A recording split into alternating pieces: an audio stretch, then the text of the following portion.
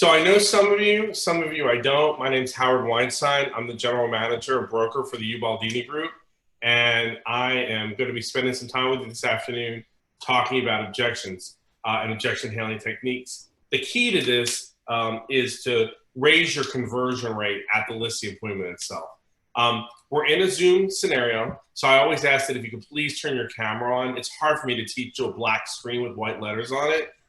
It's hard enough that we're not in a room itself, right? So when we're already electronic and then it's just a black screen with white letters, that makes it even harder. So I encourage you to turn on the camera, be interactive, ask questions. Kevin is graciously going to facilitate this for us, so he'll keep us up to date with what's going on in the chat room and chat channel and things like that. And we'll spend the next hour and a half here giving you as much value as we can. Here's the thing. This is probably one of the most important classes that you're going to take anytime, anywhere, because it's my premise that if you can't handle objections, you won't succeed for a very long time in the industry. Would you agree that we have scripts for everything? I mean, we have scripts for everything. Buyer consults, listing presentations, expired listings, for sale by owner listings, you name it, there's a script for it. And quite honestly, you can get away with, let me just maximize this, you can get away with reading a script, even if I'm calling you for sale by owner and asking, hey, I'm calling about your home for sale, I can be reading a script because people typically can't see you or function with you. And even at a listing appointment itself, I've had scripts with me, and I've even had a seller say to me, "Are you reading from some script over there?" And I go, "Yep, I sure am, because your house is the most important thing to me in the world right now, and I don't want to miss one thing." Anyway, and I go right back to my script. Like, that's how much I believe in them.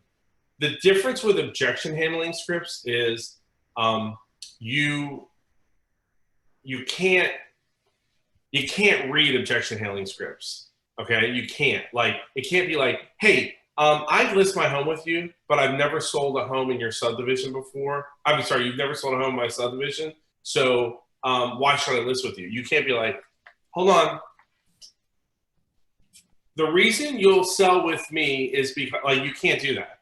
Like, you can't read objection handling scripts even on a phone scenario. So my point is this. I'm going to be teaching you today, number one, the pre-qualification system in order to raise your ability to close the listing by 70 or 80%. And B, we're going to work heavily on 10 main objections at 3 different levels that you're going to get when you're actually on a listing appointment. The key is getting the objections before you get to the home. In other words, if you're already sitting at the kitchen table and they're throwing the objection to you at that point in time, you're going to have an issue handling it. Where if you got it ahead of time before you got there, number one, you're going to be prepared for it. Let me give you an example of this.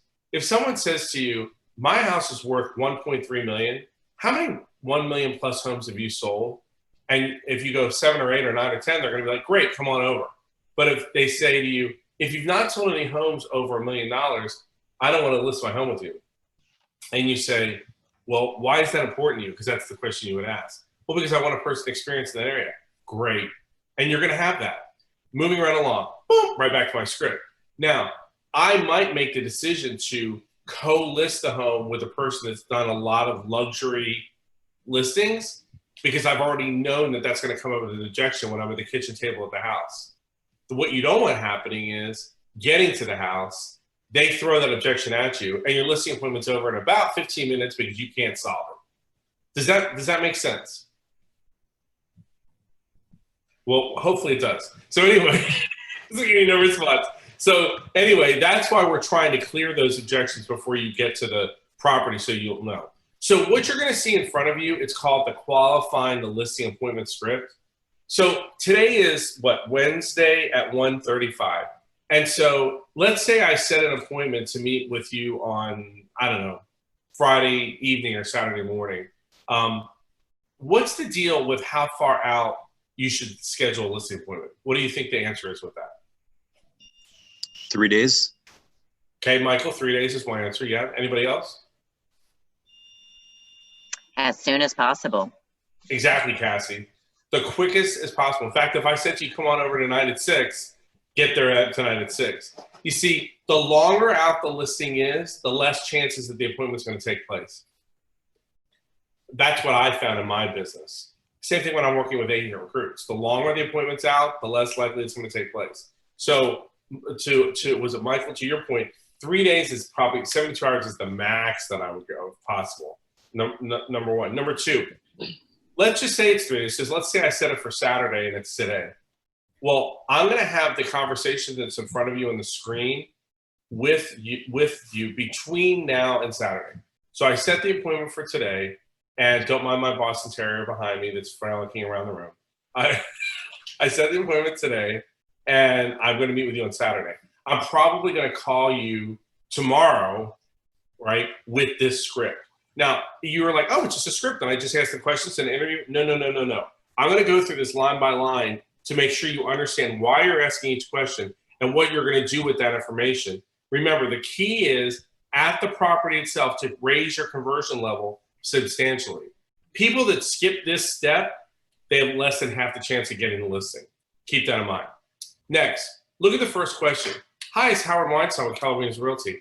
I'm calling to, and you know what I want you to do on your, I think Kevin said you guys got a PDF of this as well. I want you to cross out confirm and change that to remind. I'm calling to remind you of our appointment on Saturday at 10. And then cross out, does that time still work for you?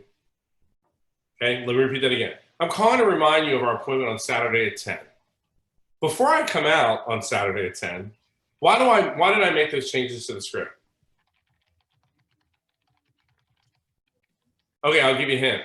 If you call to confirm, what does that give me an opportunity to do? And out. Yeah, nope, doesn't work anymore, Anna. That was great, but we're out now.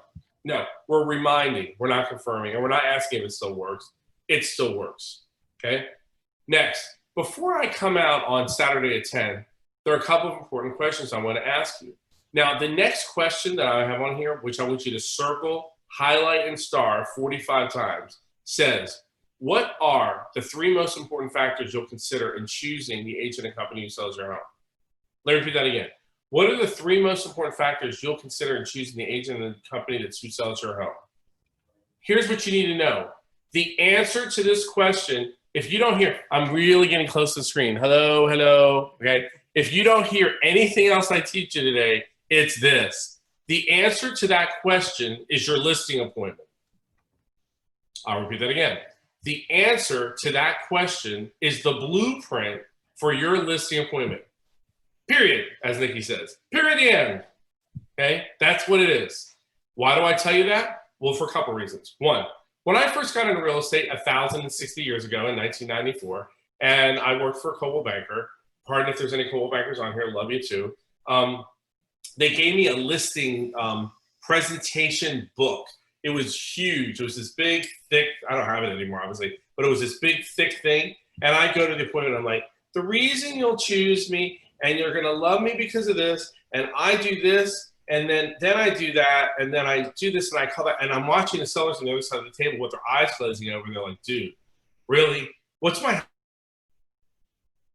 house worth? And what do you charge selling? And what am I gonna walk away from the closing table? Isn't that really what they want? I would think, right? And meanwhile, I'm like, on page 97 and page 106. No, that's not what we're gonna do. So the answer to this question could be, what are the 3 most important factors you'll consider in choosing the agent and company who sells your home?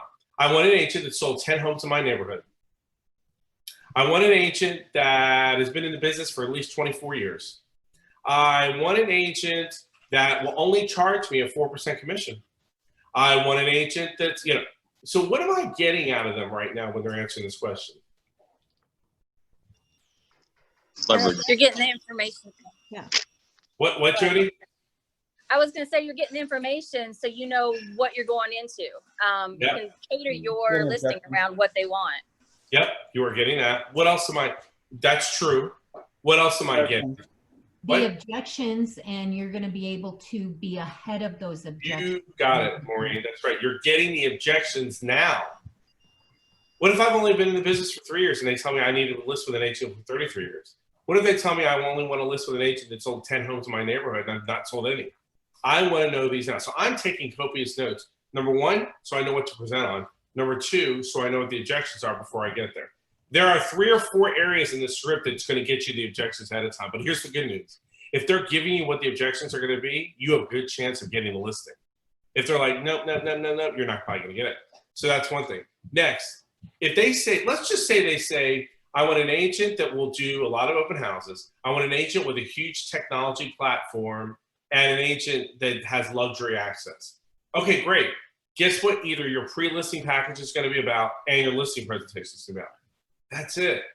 Every objection that gets thrown at you at an appointment goes back to 2 things: the market analysis and the marketing plan. The market analysis and the marketing plan. Every objection will go back to that. So my point for telling you this is you're going to have those 2 pieces of stuff, and I'll talk to you more about that later because a lot of people cheat their marketing plan out and it hurts them. But the other fact is I want to make sure you're finding out what's important to them ahead of time so you're not babbling at them regarding things that mean nothing to them. Blueprint for the appointment. What are the 3 most important factors? Questions about that? Hey, Howard, I have a question. So would you ask them to further explain, like if they say, I want someone with 24 years experience, would you ask them to further explain, okay, so what I'm hearing is you want somebody who knows the market, or what exactly do you mean by that? Because it could be, I just want somebody knowledgeable. Would you ask them to explain then, or do you just take notes and say, okay, I got it? I would say I got it right now, and then later in the script, we can get them to delineate that in a little bit before we get to the end. Okay? All right. Next, if what I say makes sense and you feel comfortable and confident that I can sell your home, I'm sorry. If what I say makes sense and you feel comfortable and confident that I can sell your home, are you planning to list your home with me when I come out on Saturday? Now, this is called, what are those dots in between? What is that called? Anybody taking bold might know. Embedded commands, right? Embedded commands, right. Right? And what would this whole sentence be? What would we call that? If what I say makes sense, what are we doing here? What is that called? It's called a trial close. A trial close. They might say, yeah, absolutely. Well, then your presentation is going to be a lot shorter in a lot of cases. So make sure we don't blow that when we ask that question. All right. Next, do you plan on interviewing more than one agent for the job of selling your home? Now, some people are like, well, why are you putting those ideas in their head? Well, guess what? Unless you are like a direct referral, you're probably going to get compared to another agent. So I'd rather know who I'm up against. So in other words, if they say, oh, I don't know, Charles Ruttenberg. Oh, so you're going to get what's called doubt drops. So you might want to write that down. You're going to get doubt drops ready. What do I mean by doubt drop? Oh, you mean that company that has like 600% of their agents are part-time agents. Okay, anyway, and I go back to my script. That's a doubt drop. Oh, yeah, I'm going to be meeting with blah, blah from Remax. Oh, you mean the company that makes their profit just on desk rent and doesn't have any incentive to get your house sold for the highest price possible? That one? Oh, okay. Anyway, then I go back to my script. Do you see what I'm saying? Like, that's what I'm talking about. That's why I want to know who I'm competing against. Blah, blah company? Oh, you mean the one that has barely any technology or whatever it is, okay? So that's why I want to know if I'm competing against anybody. The next 3 questions, tell me again, where are you moving to? Why are you moving there? And how soon you have to be there? I want you to write on the right side of that the word motivation, because that's what that is showing us, is what is their actual motivation to sell. The other thing that I do when I ask these 3 questions is, remember, I've just asked these questions yesterday when I set the appointment. Then today I'm confirming the appointment or reminding you of the appointment. Sometimes, did you know I get different answers here than I got yesterday? So I want to know, are they being forthright with me and truthful? So that's why I asked those 3 different questions, okay? Next, if I sell your home in the next 30 days, would that be a problem for you? Why do you think we asked this question? To show your confidence and that you'll be able to sell their house. That's Cassie, right? Yep, absolutely. Yep. I want to show them that this is not going to be a problem. In fact, I can get your house sold today, depending on the price you put on it. Okay. Why else would I ask that particular question? So you could see what barriers might be in the way? Exactly, Maureen, right. Like, are they in a situation where, you know, are they going to have a place to go if the house, you know, where are they going to transition? Where are they going to live? You know, Yeah, how motivated, huh? yeah, that does go back to motivation as well. Absolutely 100%. Yep. Then what would happen if your house did not sell? Why do we ask this? Well, you could see what the urgency is, because that's going to also allow you with pricing or whatnot, right? Because if they have to be somewhere in 30 days or 45, that helps you with your presentation. Right. Or, Maureen, are they in a pre-foreclosure scenario? Are they in a short sale situation? You know, remember, as economy changes, the market changes, and people have different things that happen. So I'm going to ask, and again, the reason I'm asking this stuff is I don't want to find this out at the kitchen table. I want to know this before I physically get to the house. So I'm going to ask that for transitional purposes and motivation purposes as well, and whatnot. Okay. All right. Now we get into a different type of world. So you can almost put like a subdivision line there. It says, when I see you on Saturday, how much do you want to list your home for realistically? Okay. Now, here's the deal. We may have, you know, we have maybe done a preliminary market analysis on this property because I don't know about you, but when I was an agent, if I set an appointment, I'm going to go ahead and pull the neighborhood and see what's going on right away. So I see what I'm dealing with. Okay. Next, I want to know, like, let's say their house, you know, it could be, depending on the price bracket, let's say it's worth 350 to 400. Let's just call it 375. And you know that it's somewhere in that window, 370, 380, somewhere around there. And they pop out 425. Okay. All right. So let's say they pop out 425, but the house should be listed at 375. Anna, will you role play with me for a minute? Sure. Am I the seller? You're the seller. Yeah. Okay. So Anna, when I say 425, okay. When I see you, Anna, on Saturday, how much you want to list your home for realistically? We really want 425. I get it, 425. So as a professional real estate agent, I'm back on script. As a professional real estate agent, I study homes and prices every day. And therefore, I assume you'll list with me at the price that will cause your home to sell, correct? Sure. Do you think we could get 425? Well, maybe not, but what's the price you wouldn't go below? Well, we probably won't be able to go below 400. Okay, great. So now I've already gotten a $25,000 price reduction, and I haven't even gotten to the kitchen table yet. See how that works? I'm slowly nursing her down to the 375 that it should be. Do you see how I did that, everybody? Do you see how I did that? It's real important that you key in on that. So that all falls in the line on that particular question. Okay? Questions on that? Do you see how we did that? Hopefully you did. Okay, so then my next question is how much do you owe on the property? Now, again, I'm asking this for a couple reasons. One, are they in a short sale situation? Two, are they in a situation where they can possibly be seller financing? Right now, the interest rates are 0.2%. I'm exaggerating, but they're very low, right? And have been for a long time. But let's just say after the election this year, they pop up to 6%. I don't know. Never know what can happen. What I do know is this: if I'm able to offer my property for 3% and the prevailing market is 6%, do I have an advantage in the marketplace? I'd want to know that. Or maybe I don't own the house outright, but I could do like a second mortgage and finance part of it while they get a primary somewhere else. So that's why I'm asking that particular question. Next, have you ever thought about selling it yourself? Now, I get a lot of pushback.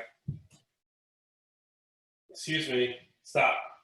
Sorry, dog behind me, destroying things. I love working from home. Anyway, have you ever thought about selling it yourself? Here's the thing. A lot of people are like, don't put that idea in their head. Well, guess what? It kind of already is, right? We're in a market right now where I could go plop a sign. Well, I'm an agent, but you know what I mean? I could go plop a sign in front of this house, and I'm probably going to sell the house in about 48 hours. Will I get best top dollar for it? Maybe. Will I put myself in the risk of liability? Quite possibly. Am I taking a lot of risk? Absolutely. So one of the things later in the class Oh God, I have so much to give you. I'm going to give you a ton regarding FSBOs, a ton regarding how to handle that particular objection, and a lot of doubt drops where for sale by owners are concerned. So hold on one second. I'm sorry.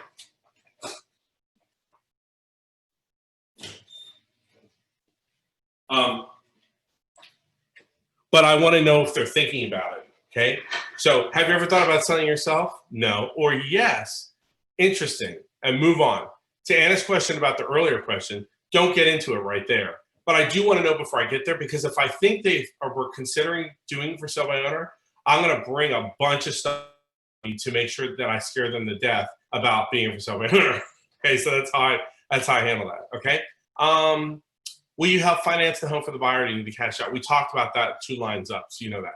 All right, this next section, I want you to write on the left side of it, personality profile, or personality behavior style. Okay, so I'll tell you what I mean. So if I go to the seller and I say, and really, guys, key in on this, because I can't tell you how many people, well, I'll tell you in 1 second. Quickly describe your home for me. And I go, 4 bedroom, 3 bath, 2,500 square feet, in-ground pool. Anything else? Yeah, it was built in 2012. Anything else? It's on a cul-de-sac. Okay, that's one type of answer to that question. I'll read it again. Quickly describe your home for me. Oh, okay. Well, you come in the front door and the foyer, it's gorgeous. We had tile imported from Italy. It's the most gorgeous tile you've ever seen. Now, when we redid the house 4 years ago, we thought about changing it out, but we thought, you know what? It's one of the things that made us love this house. Now, when you continue through the hall, you will end up in the kitchen. The way the sun hits it, we're a western exposure, right? So understand it the way, all right, I'll stop. I asked the same question, didn't I? But I got totally 2 different answers. Okay? Now, here's what I want you to hear. I see agents making this mistake. They approach seller A like they're seller B. Right? The first personality was a very D personality. Just give me the bottom line. Here's what I need. Da, da, da, da. The second one was very I in the desk personality. So they're very like this and that, and the walls and the paper and the flooring and the bathrooms and blah, blah, blah, blah, blah, blah, blah. Well, if you go into blah, blah, blah with you'll be thrown out of the house so fast you won't even know what happened. Vice versa, if I'm 4 bedroom, 3 bath, 2,700 square feet, in-ground pool, and a cul-de-sac, and you're like, well, we do this, and then blah, blah, blah, and then I thought about it, and you see like, uh-oh, done. You know? So what I see team leaders make this mistake too, right? Like they'll be talking to an agent the way they'd want to be addressed instead of the way the agent wants to be addressed as far as recruitment goes. So I'm just asking you to really, really key in on that question, to listen to not just what they're saying, what they're saying, but how they're saying it, what information they're delivering, what they're giving, how they're giving it, how slow, how fast, how detailed, how general. All those things need to be taken into consideration. Okay, next. How would you rate your home on a scale from 1 to 10? Okay, so who wants to, I can't see you all, but who wants to role play with me on this one? I will. Maureen, okay, great. Maureen, rate your home on a scale from 1 to 10, please. Well, I'd say it's about an 8. 8? I gotcha. Now let me ask you this. What would make it a 10? I think if we had a complete update of the kitchen, I mean, it's been kind of updated, but it's not exactly where I would want it to make it a 10. Got it. Okay, so updated kitchen. Give me one more thing you think might help make it a 10. Probably update to the bathroom. Okay, so mostly updating elements is what you're saying. Okay, Let me go off script. So what am I using this information for that I'm getting from Maureen? Leverage to lower the price to $375. I love it, Michael. Okay, yes, that's one thing. So you're saying at the time of listing, getting it listed right to $375. Okay, what's the second time we would use this information? Because remember, you're taking copious notes on these answers, by the way. Negotiations when it comes to the closing and with the buyer. You skipped one, but yes, let's say we couldn't, Michael, get it to 375. Maybe it's 399, right? Remember, Anna said 400, so we're right there, but she still won't come down to market value. So I might use it to get a price reduction, and then I think it was Cassie who said, so yes, we would do it at the time of negotiation, right? Or remember, I don't know about you, but I've got a lot of agents that are dealing with appraisal issues right now. And they're like, I got the buyer to pay $425. Yeah, but the appraiser doesn't think it's worth $425. Well, that's not right. Blah, blah, blah, blah, blah. Remember back on July 24th when we met and you told me what would make it a 10? Well, guess what? The appraiser's thinking the same thing right now. So Right. you get the point. That's what that information is used for. Remember, the key to real estate is being able to put the buyer in the seller's shoes and the seller in the buyer's shoes. So in this instance, we are putting the seller in a buyer's shoes. Okay? Questions about that? Sorry if I'm vomiting on you, just giving you lots of information that I possibly can that you can use. Okay, next. Is there anything positive or negative about your home that could affect the price? Now, what I want you to write by this question are these words: saleability versus value. Saleability versus value. Who knows the difference? You're basically telling them what the market value is, and then compared to what the actual value is, what the buyer's willing to pay. Does that make sense? It does, but that's not what I'm looking for here. But it does make sense. But a good guess. So I think it's more of like what Michael was saying, but you know, if they say, oh, well, we just redid all of the light switches and we just spent all this money on that, so we want an extra $10,000 on the price because of that. Okay, well, that might be great to mention for marketing, but that doesn't equate to $10,000 in value for the appraisal. Right. You're adding saleability, but it doesn't mean you're adding value. So yeah, that is kind of what Michael was saying. You're right. I think sellers get caught in this trap a lot. You know, it's the tangible things like I spent $68,000 to put a pool in, but on the appraisal, it's going to only add 25. And sometimes it's intangible, like the house is, you need to say it's clean as a whistle, or the curb appeal is real good, or whatever. Like, you know, it always cracks me up because, like, builders, so they'll be like, if you want this lot premium, it backs up to a retention pond. So you're going to pay $20,000 to be on that pond.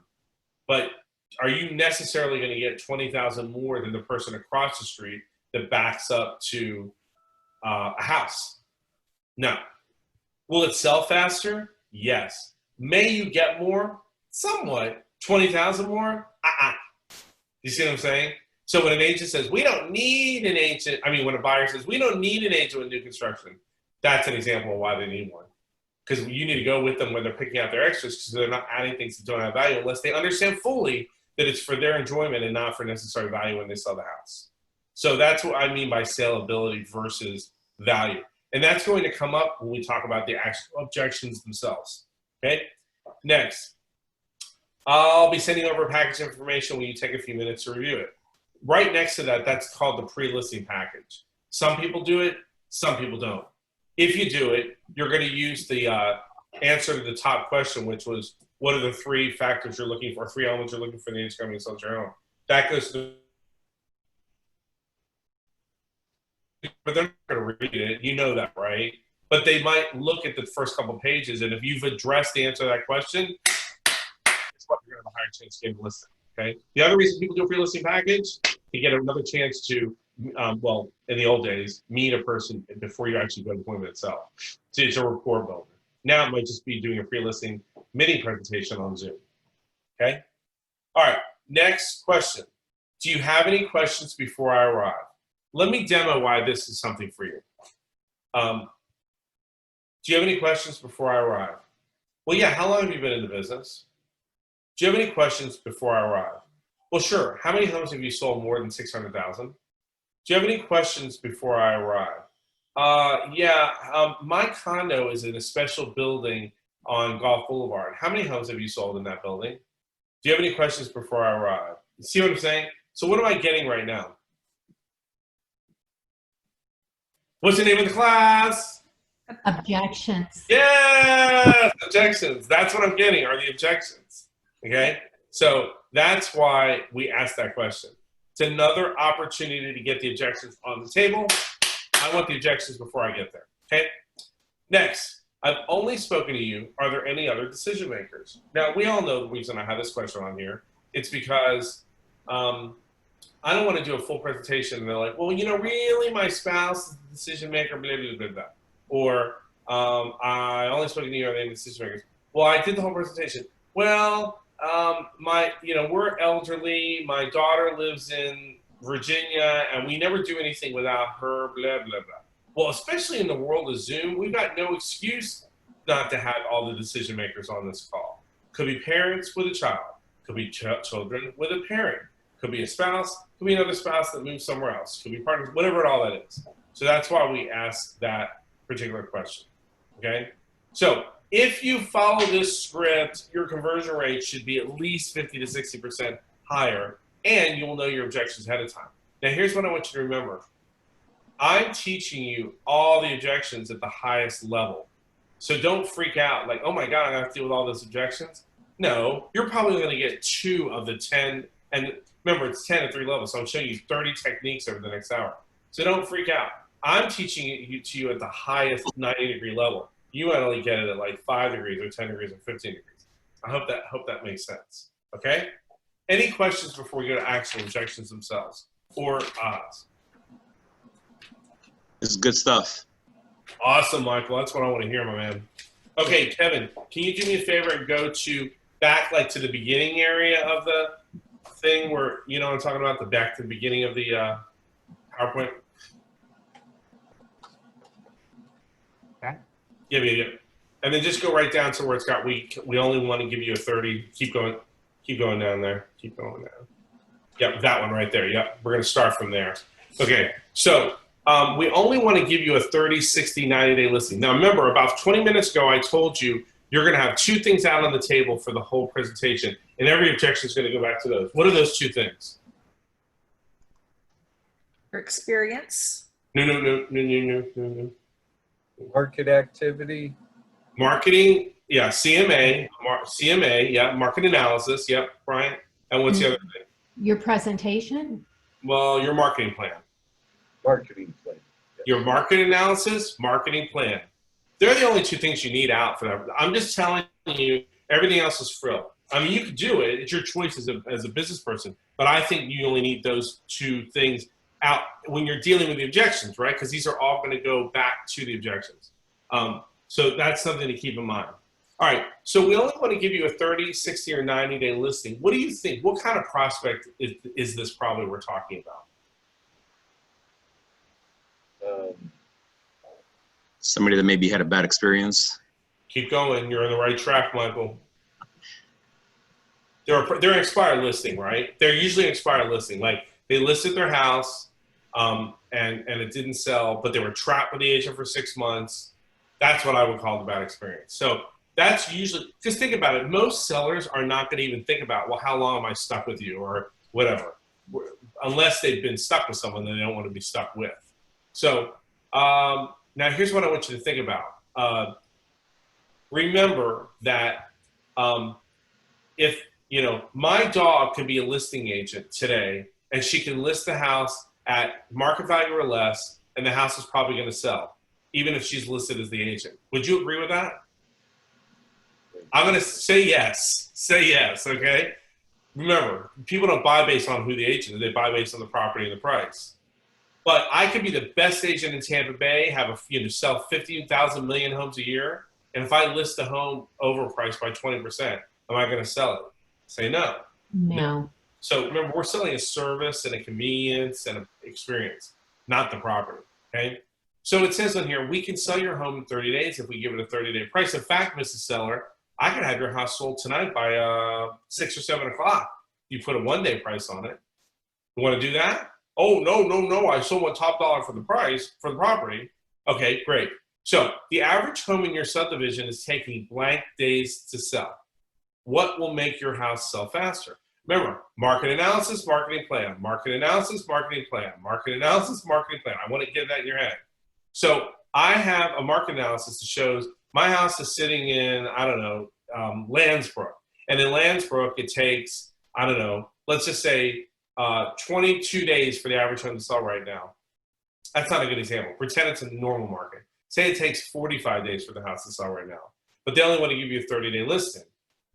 And then you go, what makes you think yours is going to sell faster? Well, here's where you start to have the saleability versus value conversations. Well, I did this, and I added that, and I did this. Yeah, but remember, and I want you to write this phrase down.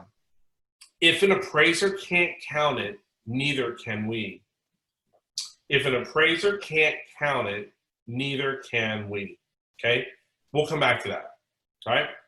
You have a full copy of my marketing plan. If there's anything I'm not doing, you can contact me and I'll release you from the listing. Now, here's what I want you to hear.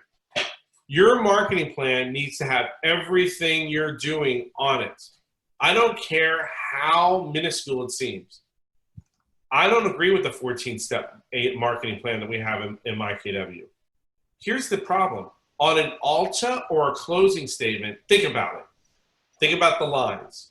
$240.38, $388.14, 1,380, and then 24,960. Guess whose line that was? Oh, yours, right? Now remember, half goes to the other company and blah, blah, blah, and splits and splats and tax and schmacks, but the seller only sees the ALTA with your big line on it. So they need to see everything you're doing. Okay, so there are agents that have 60, 70, 80, 90-point marketing plans. Make sure yours, I don't care, put lockbox on, take lockbox off, order sign up, order sign down, blah, blah, blah. Everything you do, everything the transaction coordinator does, everything the admin does, everything everything. Okay, so please, please, please make sure all that's taken into consideration. All right. Now, back to the objection, you have a full copy of my marketing plan. If there's anything I'm not doing, you can contact me and I'll release you. Well, that's your business decision as far as how you want to handle it. But from the same token, keep in mind that if you say you're going to do it, you need to do it. Okay? Questions on this objection? Cool. All right, Kevin, we're ready for slide. Whatever that next one is. Okay, so we can save the commission by selling it ourselves. What is that? ISBO. That's a for sale by owner all day long. Okay? All right, now, a couple things I want you to think about. Number one, a seller, for sale by owner's goal is to get their house sold for the price they ask for it. Would you agree? Yes. Yeah, absolutely 100%. Okay? So, in their mind, they go to Office Depot, buy a for sale by owner sign. I gotta get around water. Hold on 1 second, guys.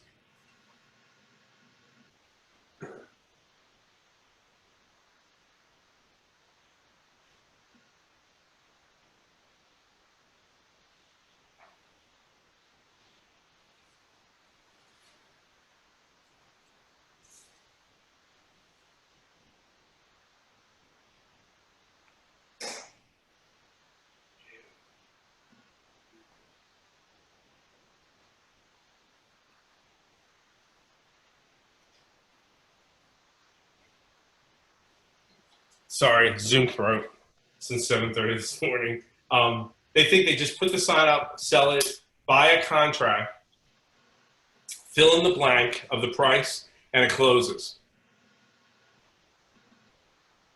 So my first leadership position was down in Fort Myers Beach, Florida. And I'll never forget this. I was in my office, and an agent of mine comes to the door, and he has a client of his with him right at the door of my office. I've been a team leader at that point in time, I don't know, probably 6 months. And they're standing in the doorway, and the seller is in tears, an elderly lady. And I'm like, what is going on? So he puts the seller in the conference room, and he comes back to my office.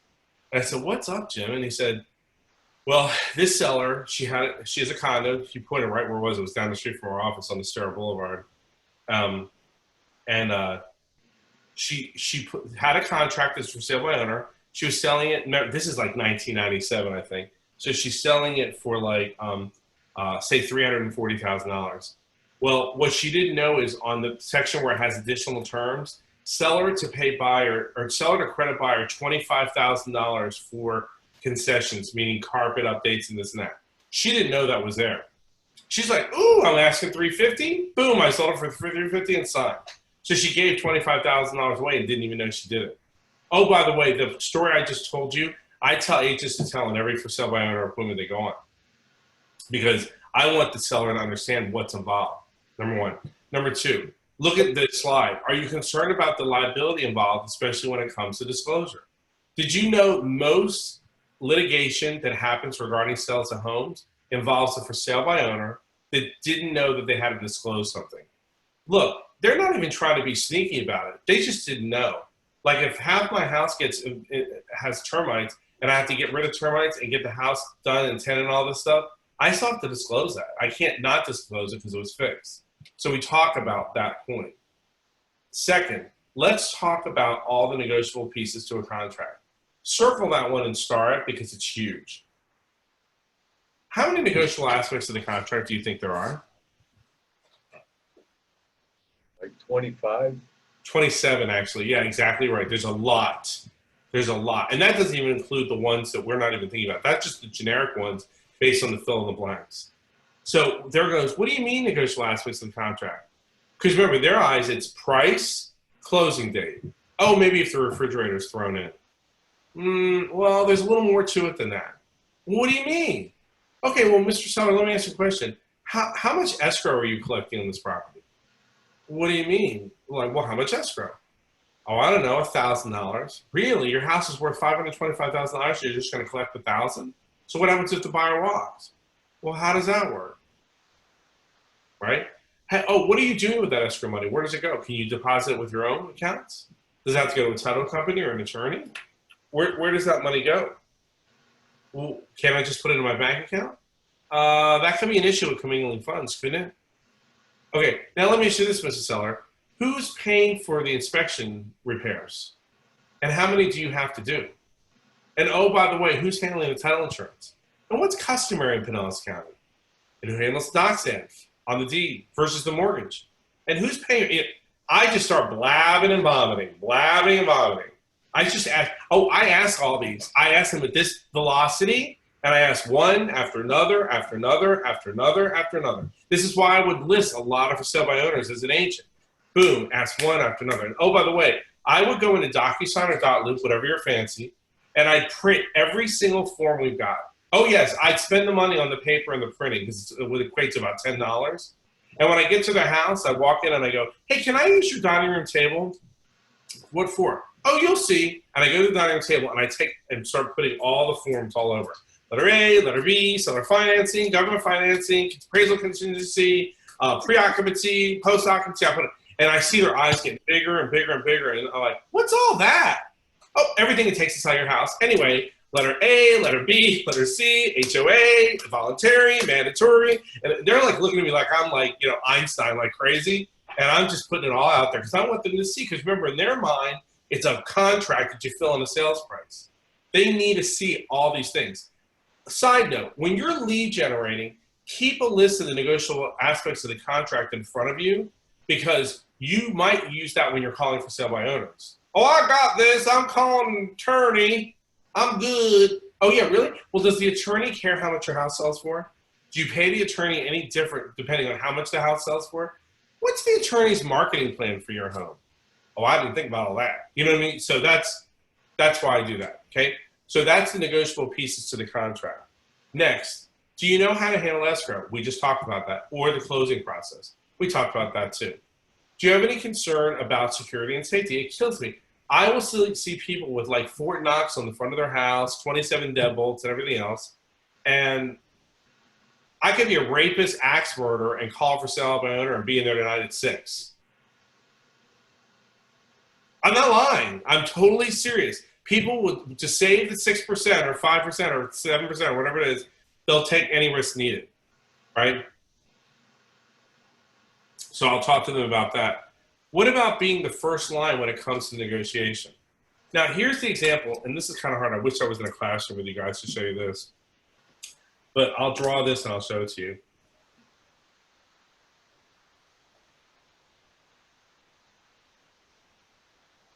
So this is my house with a for sale sign in front of it. House for sale sign, okay? And then the for sale sign says FSBO. So, and then I go to the seller, because you might draw this sitting at the kitchen table. What do you think this sign is telling the public, Mrs. Seller, about your house? Oh, I'll tell you what it's telling them. It tells them to go ahead and first offer less 6%, because you're not paying an agent. Oh, and by the way, you're taking all the liability in that process. Okay. The other thing, Mrs. Seller, I'm going to tell you is in Tampa Bay, we're what's called a negotiating marketplace.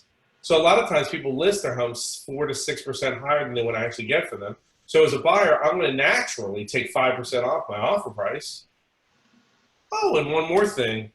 Remember we talked about the negotiable aspects of a contract? Statistics show that for sale by owners don't know how to negotiate those aspects of the contract. Sure, they'll negotiate the price, and sure, they'll negotiate the closing date. They don't think about all those other things. So they usually lose another 5% by doing that. So by for sale by owner in your house, you have the chance of losing 16% of what I will be able to get net for you for the property. So I showed them that as a tangible, okay? By the way, when you go for the appointment, my suggestion is when you're sitting at a kitchen table, let's say it's me and 2 other sellers, I bring a tent sign and I label it market. I label it market and I sit at an empty chair at the table. Why do I do that? Because I want to give them a visual as to the market. Otherwise, guess who becomes the market?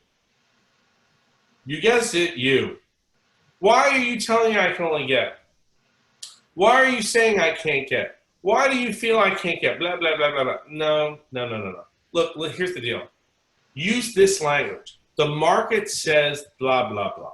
The market is telling us blah, blah, blah. The market is showing us that. The market is screaming that. Make the market a person. I've even had agents to take a doll and put a market on a hat and stick it on it and put it at the table.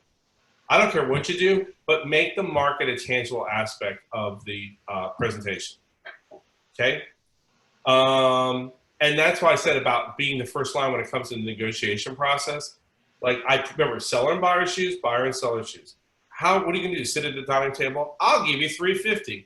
No, I don't want $350. I want $400. No, I'm not paying more than $360. Like really? Not so much. Doesn't work. Questions about for sale by owners? Don't they assume as a FSBO? Don't they assume a certain type of liability and risk, not knowing all the rules and regulations as a professional would? Sure, they're taking extra risk. They're taking a risk, so that's another leverage for us. It definitely is. Yep, definitely, Michael. Yep. Howard, Yeah. Howard, could we also use how much we have to go to risk aversion just because of all the legalities of real estate? You kind of cut out on this, but I think I said regarding risk aversion. Yeah, you could definitely share that with them. I often tell agents to bring a copy of our training calendar with you to the appointment so they see how well you're being educated on what's current in the industry. So now that we have everything on ubaldinitraining.com, I would just open up that website and say, look at this. I'm getting 40 to 60 opportunities a month to be educated at the highest level in this industry. Are any of the other agents sharing their education calendar with you to see what they're learning about? And to Lois, to your point, That's a good one. you can bring like that version thing. Oh yeah, definitely. I've done that all the time. Okay. Good. Alrighty. I'm sorry. Did someone else have a question? Oh, you're welcome. You're welcome. Okay, let's go to the next one. Number 6. Oh, you already have that. Okay. Has anybody heard this before? Let's list it high. Let's just list it at $425. We can always lower the price later. Okay. So what's the first bullet point? When is the most important time a home's on the market? When is the most important time a home's on the market? First 2 weeks. When it first gets on, right? That might be the first week, first 2 weeks. It's fresh. It's fresh. So, when you sit down with a buyer and you go to write an offer on a property, what's one of the first questions they ask you? I'll give you a hint. How long How long will it take to sell? How long has it been on the market? How long has it been on the market? Right. So, and you go 2 months. Do you think there's a different mindset regarding the offer price versus if you said 2 days, Yes, definitely. 2 weeks, right? I remember when I was a real estate agent, I'd be showing property, and we'd walk into a vacant home, and I'd turn to the buyers, and if I was, single agent, I'd turn to the buyers and say, "Ooh, vacancy denotes desperacy. We're going to get a good deal on this one. Let's look." That was the mindset I gave them right there. Meaning, someone's paying for this house and another house at the same time. Okay? All right. The other thing, too, regarding reputation, hold on one second. Sorry, barking dogs.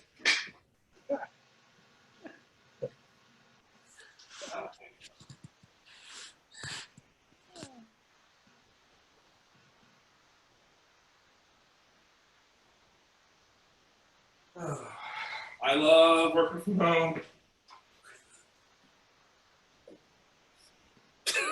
Oh. My boss is Oh, it's so cute. Oh, she's cute, but she's going nuts in the front of the house. Oh my goodness. Track of thought. Okay. I said that the longer the home is on the market, the lower it's going to sell for typically. So here's the thing. Sellers need to think about what type of reputation is their home going to have in the marketplace. And now the objection I've gotten back from sellers is this.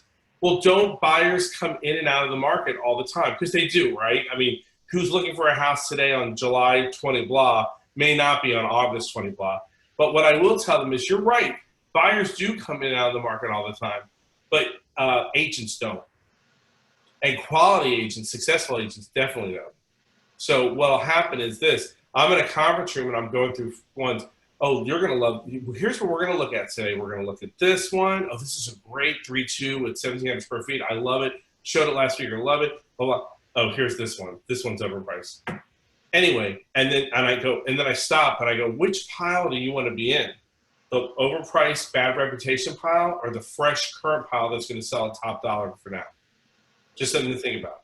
Next thing, do you understand bracketing and how the consumer searches for property?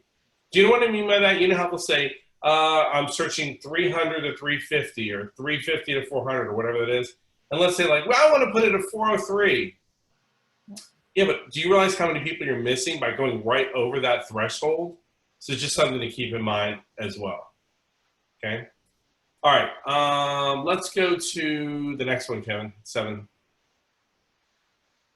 We want to think it over. What does that really mean? That they're not decided or they're scared or they want to talk to another realtor. Maybe they don't trust you. What, Brian? I'm sorry? Maybe they don't trust you, so they're just kind of trying to politely get rid of you. Right. So here's what I want you to write down there. We want to think it over means we still have an objection, but we haven't told you what it is yet. That's what you're hearing. We want to think it over. Well, that's great. 3 minds think better than 2, so let's think out loud together. What are you thinking about? Well, you're telling me 375, but I had Betty from Remax in here last week, and she said 419 all day long. But they may not share that if you don't ask that. Well, we think you're quality. You seem like you make a good presentation, but you've only been in the business for 2 years, and I read a Robert Bruss article that said, if I'm not working with somebody that's been in the business for at least 20 years, then don't work with them. Even though there are people that have been in the business 20 years and sell 4 houses a year, and people that have been in the business 20 months and sell 20 houses a year. You know what I mean? You get my point. So, I mean, granted, there are some people, like you said, that are hesitant or, my daddy always told me you spend the night and think about it, whatever. Like, those people exist. But 97% of the time, it's you said something I don't like. But I don't feel comfortable enough with you to tell you what it is. So I'm just going to tell you we're going to think it over. Because if you leave the house and you haven't gotten a commitment for the listing, do you know how much less likely you are to get the listing? Exactly. A lot. Right. A lot. So hopefully you're going to be able to get the objection. Oh, geez. You're going to be able to get the objection from that question. Okay? That's a big one. Because this is going to come up when you go to close. Okay, Kevin, we're ready for 8.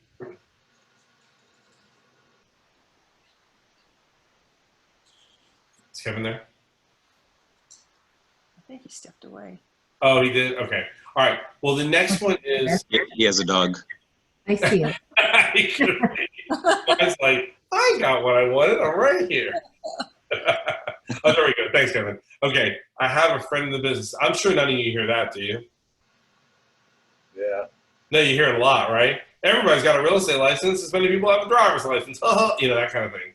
I can appreciate that, and almost everyone does have a friend in the business. So let me ask you, do you absolutely have to sell this home, which is an embedded command, or are you just looking to do your friend a favor? Here's what I want you to remember. Keep this in mind. If they were going to list with a friend, you wouldn't be in the house right now, or you wouldn't be doing the Zoom, whatever, however you do it. Got that? So keep that in the front of your mind, because a lot of us get like freaked out. Oftentimes what happens is this. Maybe it's 2 spouses or whatever, you know, husband, whatever it is. And one's like, we're going to just list with Bobby. You know, I play golf with him every single Sunday. And the other spouse might go, no, we're not. We're going to interview a couple different agents because this is a big undertaking and I want to make sure, you know what I mean? So sometimes it could be one person initiating that. So something to keep in mind. The other thing I see that happens, it's not just a friend. Like maybe, let's use our area as an example. Maybe like my house here is in Northwest Tampa and I sell it and I buy a house in St. Pete or below St. Pete, even for that matter, down there somewhere. And the agent who sells my house here in Citrus Park sells me the house down there. And then 5 years from now, I go to sell it and I just call that same agent, but he or she may not have the same knowledge of St. Pete that they do of, you know, my house here in Ravinia up here in Citrus Park. So that could happen sometimes as well. Next, regarding a friend in the business, it says, are you comfortable discussing your personal finances with a friend? Like, and, you know, I used to have this limiting belief with this one, and I would be like, well, I'm not buying a house, I'm selling a house, so they're not going to be, well, you're still going to know about my personal finances. You're still going to know, do I owe on the property? Am I in a potential pre-foreclosure situation? Like, remember, what are the 2 things out on the table? Marketing plan. Marketing plan and marketing analysis. Marketing analysis. Right. So I put it back in front again. Hey, seller, here's my 89-point marketing plan. If there's one thing on here that I don't do and you're not happy, you can cancel me and fire me. How comfortable would you be firing your friend? And then quiet. Like Diana Kokoski says, let the silence do the heavy lifting. That's stirring about them having to think about ruining a personal relationship based on having to fire them. So that's where I go with that particular objection. Okay. All right, we're ready for 9. How about that one? Another agent said they could get me more money. Are they going to buy it? Could be. I can appreciate that. And what you probably don't understand is this. An agent that will list your property overpriced assumes they can take the listing now and then start beating you up week after week. Is that what you want? They're afraid to tell you the truth. Now, let me tell you something that works beautifully for this. Because I got burned so many times that I got fed up with it, where you know, the agent would steal the listing from me by promising them they're going to get them $20,000 more when it wouldn't even command that, blah, blah, blah. So then I taught agents a laptop, open up Stellar, and teach the seller how to do a market analysis right in front of them. Now, you're going to have your printed one that you did ahead of time and everything. Or on Zoom, you could do it right there with them on Zoom, sharing your screen. I open up the search field. Okay, Mr. Seller, you're telling me that, you know, Susie told me your house is worth $425 when everything I'm finding is showing $399 or $375. Let's do this together. Here we go. How many bedrooms? 4. How many bathrooms? 3. What's your square footage? 2,500. Okay, we'll put in 2,400, 27. Anyway, we're not doing an appraisal. We're doing a CMA, and you and I both know it's not that difficult. So we do that. We restrict it to the subdivision. We go slightly out of it, and then we let them see what they see. You would be surprised how strong this particular technique is, because it shows your integrity being completely transparent by showing them that on the table. So that's why I like doing this if I feel like that's going to be an issue. I always bring my laptop to a listing appointment, right? Because they may not share this piece with me until I'm at the actual property itself. Or, you know, you've been there at the kitchen table and you see like a Coldwell Banker folder on the table because they already had an agent in the day before you or whatever. Okay, so you want to make sure you get that out there. So that's how I handle this particular objection. You see on the bottom I wrote, value of teaching sellers how we do a market analysis. Any questions on that? Nope. Good? Yeah. All righty. Oh, Maureen, did you have a question? No, I was saying no, that's good. Okay, gotcha. All right, next. You haven't sold any homes in my area. Now, I don't know about you, but this does come up quite a bit. So look at my first question. Let me ask you a question, Mr. Seller. Do you know where your buyer is going to come from? What's their answer going to be? No. No, of course they don't. They don't have a crystal ball, and neither do I. But I'm almost positive the buyer is not going to come from your area. Right? It really doesn't matter. Buyers do not know special market areas. What do I mean by that? I mean, buyers know that are from out of the area, Tampa, St. Pete, and Clearwater. They don't know Dunedin. They don't know Treasure Island. They don't know particularly Carrollwood or West Chase or anything like that. Okay? Now, I will ask them the question, why is that important to you? Well, I got a postcard, and she says she's the neighborhood specialist, and I feel like, are you the neighborhood specialist for my neighborhood? No, it really doesn't work like that, especially in the age of technology. And then we have that whole conversation. But it really doesn't matter whether I've sold a home in your subdivision or not. It really comes down to what are my marketing techniques and what does my marketing plan look like? So let's get that back out and look at it again. Remember, marketing plan, market analysis, marketing plan, market analysis.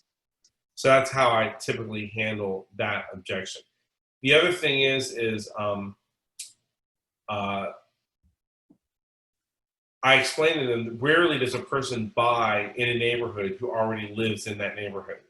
They're usually coming from somewhere else. So it really, and remember, there's usually a listing agent and a buyer agent.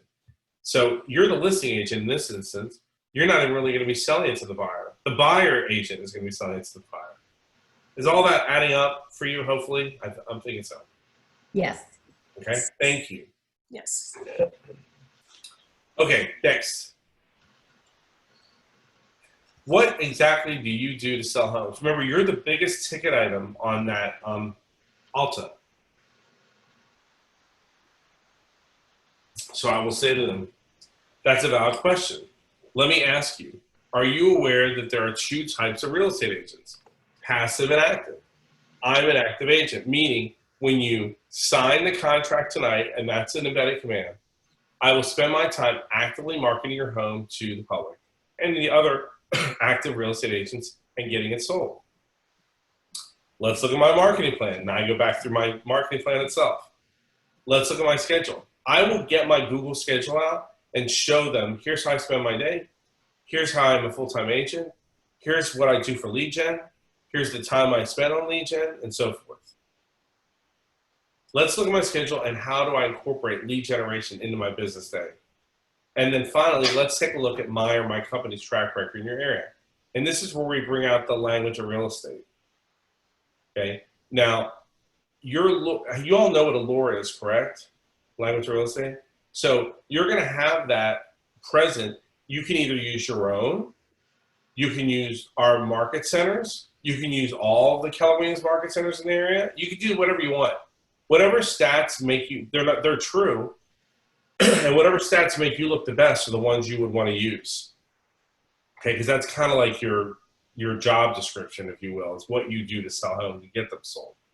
But it's important that they see that lead generation is a primary element of your game.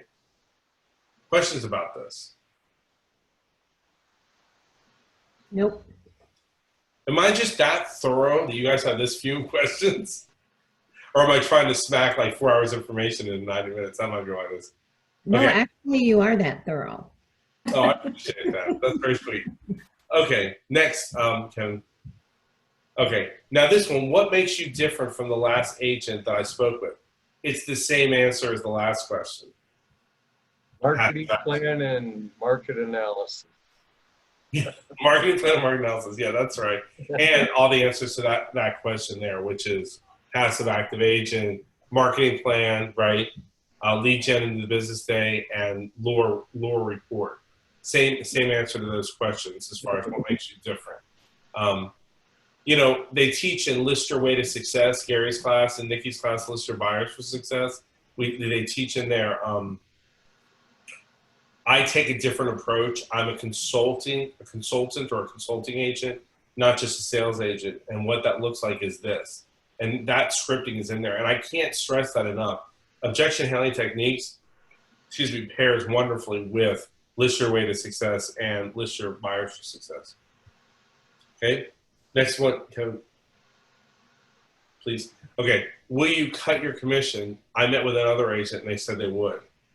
Right? And I know that you guys deal with this. I can appreciate that other agent said they would cut their commission, but can I tell you what makes me nervous? If other agents do not have the courage to stand up to you regarding their own worth, how strong could they possibly be defending you and the price we set for your home? Mrs. Seller, I have that courage. You feel I can sell your home. I always tell the story when I was an agent. I remember like learning my scripts, solidifying them, and then internalizing them. And I was at a listing appointment. Oh my gosh, I remember it like it's yesterday. When I was at the house, I sold in Orlando. That's where I was an agent. And you can't have price fixing, I get it. But I listed most of my listings at 7%. This is in the 90s. And I went through the whole listing presentation and I went through the paperwork. Because remember, this is pre-dot loop days and pre-DocuSign. It was hard paper sitting at the table when we had to go through each thing and have them sign it. When we got to the very end of the listing agreement, and the guy said to me, I love your presentation. I love your marketing plan. I think you're going to do a wonderful job selling my home. But what if I told you we're going to do this at 6% and 7%? What are you going to do? I said, I'm going to tell you, you probably need to find another agent, but I appreciate the time. Thank you. And I started to get my things together, and I'm like, uh-oh, did I just say that? And the agent goes, that's why I want to hire you. And he listed it at 7%.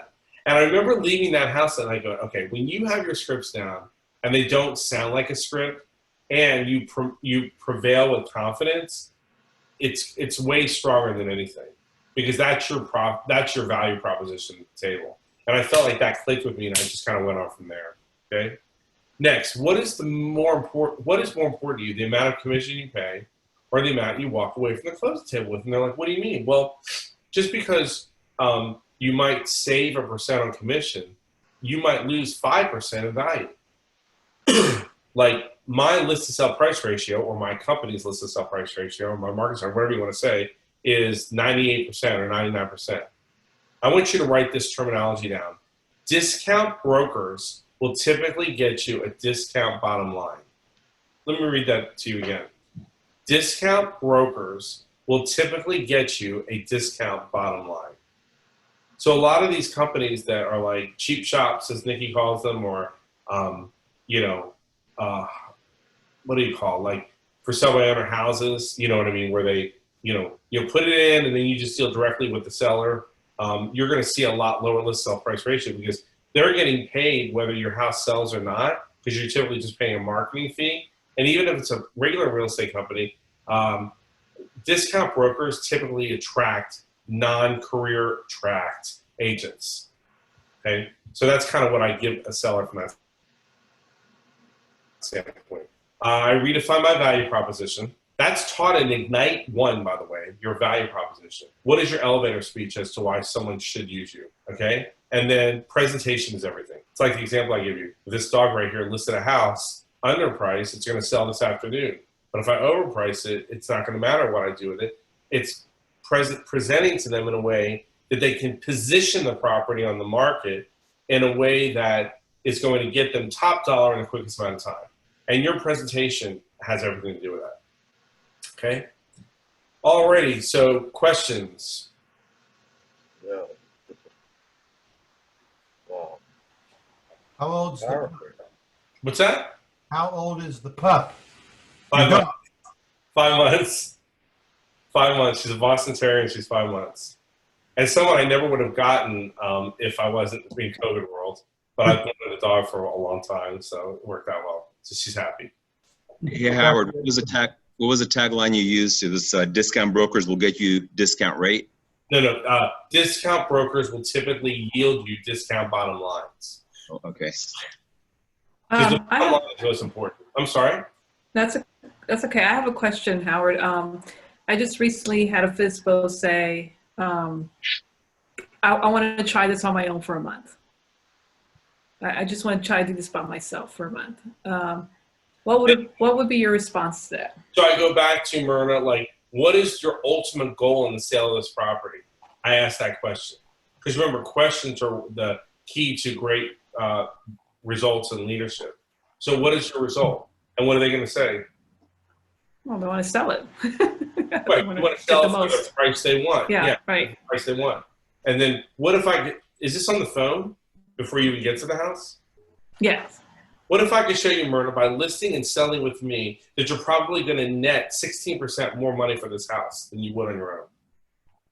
Would it be worth 30 minutes of your time? Right. 60%, right? I mean, that's a lot. So that's how I handle that. Hey, Howard, Yes. what are the differences and similarities between practicing scripts and practicing objection handlers, and what's the most effective way to practice objection handling? Yeah, I think your internet's a little off, but I definitely got the gist of your question. So remember what I said at the beginning of the class, I think objection handlers are the most important scripts that you do because they're the ones you don't know ahead of time and you're not reading ahead of time and you're not prepped. They're thrown at you on the spot. So that's why I think those are more important than even for sell by owner, expired, database or anything, number one. Number two, I think what you asked is what's the most effective way to practice them. Here's what I did, and this is how I learned them. And I know my objections pretty darn well. I set up flashcards with the objections on them. I put them like what my treadmill would be in the morning and everything else. I set up 3 appointments a week that were only 15 minutes a shot. That's all they were. So Dan, hey, it's Howard over here at the Bel Air Largo office. Can I set up 15 minutes with you from 6:30 to 6:45 in the morning or 7 to 7:15? Where you throw an objection, I throw an objection. You throw an objection, I throw an objection. It's only going to take 15 minutes of time. Great. That's how I'm going to start my day before I lead generate. I get Dan for one day. I might get Scott for another day. I might get Myrna for another day. And I set up 3 of those days a week. And that's how I learned mine, Dan, is just like that. In a whole separate entity and venue than it was learning like for sell by owner and lead gen scripts. It was strictly objection handling. Well, thank you. What else? None? Awesome. All right. Well, Kevin, thank you so much for facilitating for us. I hope you guys learned a lot over the last, whatever, hour and 40 minutes or whatever it is. Yes, thank you. Definitely. Thank you, Howard. And I look Howard, forward you're awesome. It's my pleasure. It's my absolute pleasure. You guys have a great day. Thank you so much. We appreciate Howard. it. Thank Thank you. Howard, good stuff, Howard. Thank you. You're welcome. Howard. Hey, is there a copy? There's a copy that you had on this to download, right? Yeah, Kevin, I think you put it on the chat. And I put it in the chat as well. I see it. Got it. Real quick, what's the dog's name? Dolly. Oh, so cute. Say bye, Dolly. Hey, how about that sheet that you had with all the questions? What's that? The sheet that you had that you put up first, that Word doc with all the questions? Yeah, it's in the PDF. It's in the chat, but I uploaded the file. In the PDF, okay. It's the last. It's on the last page. Got it. Oh, it's the last one. Okay, got it. Yep.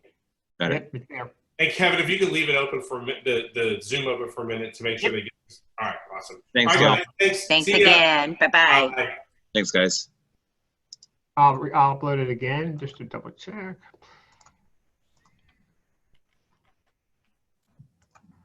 Hey, Kevin, Yes. where will this be posted? Yep. So your internet. I imagine it's recorded somewhere. I'm sorry. Would you repeat that? He wants to know where it's all going to be posted. Okay. It's always any course material will always be on the Ubaldini training link. I'm gonna type. There's a link for the document there.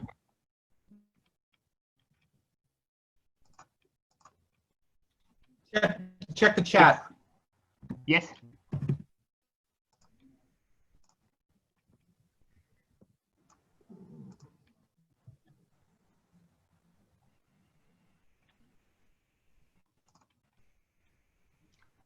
Everybody get the file?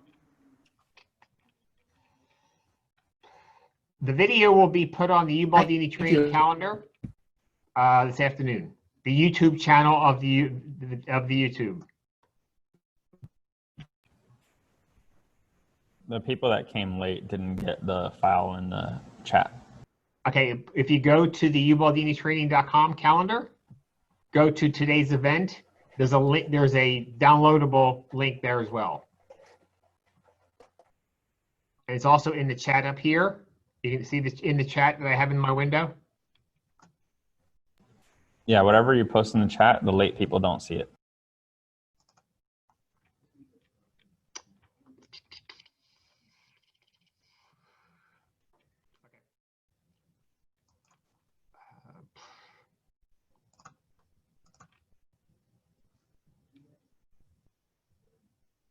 Hold on, let me just, I'll upload it again. Give me a second.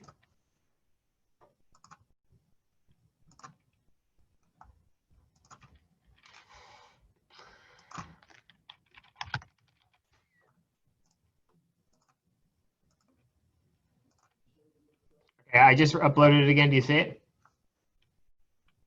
Yep, everyone sees it.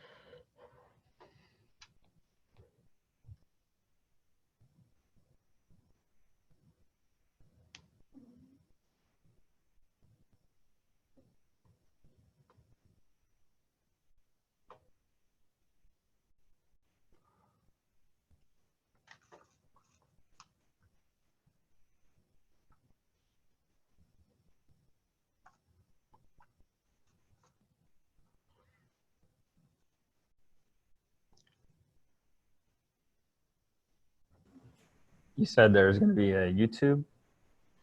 It will be put on the YouTube, our YouTube channel. Okay, what's the YouTube channel? Ubaldini Group. Okay. It's not there yet. I had to download it, and I have to download it from here first. Understood. All right, guys, we're done. Any other questions? I think that does it. Thank you guys for coming. See ya. Thanks, Kevin. Bye.